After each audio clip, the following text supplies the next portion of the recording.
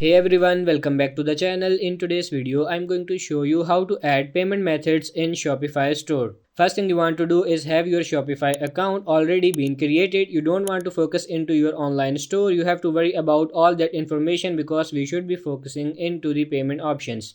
So for that, what you want to do is to locate the settings that appears into the low part of my website, and here I want to locate my actual payments that appears in here. So as you can see, we have some payments and the providers. If you don't have anything here, you don't have to worry about that. What you want to do is to go into add payment methods, and here what you want to do is to either search by payment method or search by provider that appears already in here. So depending on the option that you choose is going to be appearing. Let's say for example that I want to accept to be easier and MasterCard. Let's say that I want to accept the Apple Pay for example. So I'm going to tap in here Apple Pay. You tap that option to enter. So as you can see, we have different options that you can use to enable.